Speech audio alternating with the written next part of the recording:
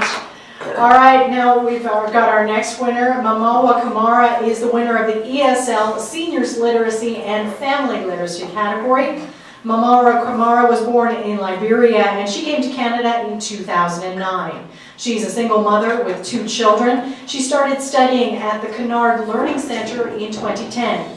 She'd like to finish her high school education and become a nurse. She lives in Halifax.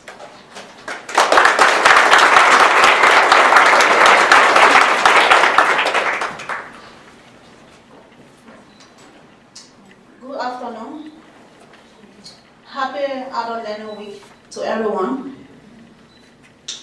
My name is Mamawa Kamara, and I would like to share my story with you. Prior coming to Canada in 2009, I did not know how to read or write English. I strongly believe there were 2 good reasons that contributed to my illiteracy. First, the traditional African beliefs or norms that are generally accepted within my tribes. Second, the 17-year civil war that took place in my country, Liberia. It is important to point out that I grew up as a little girl born by a Muslim parent who were both illiterate farmer living in the rural Liberian village called Ganta Stadium. They did not send me to school due to the poor economic condition because they could not afford to pay my school fees. However, the traditional belief that is widely accepted within my tribe also seriously affected my education. There are many traditional beliefs that exist in Liberia. However, the most visible one is where many families give responsibility to their members based on gender and what each is capable of doing. For instance, boys and men are considered to be both strong physically and mentally to withstand pressure and achieve success in economic activities. Girls and women are considered to be weak and do not have the ability required to make useful decisions for themselves or their families. For this reason, many parents are not encouraged to send or sponsor their girl children to school, do not engage them into any major trade or business activities.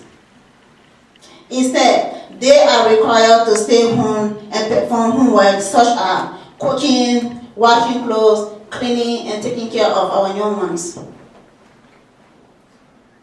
This is simply because of the widely accepted traditional belief that as soon girls are unable to repay the money their parents invested into their education.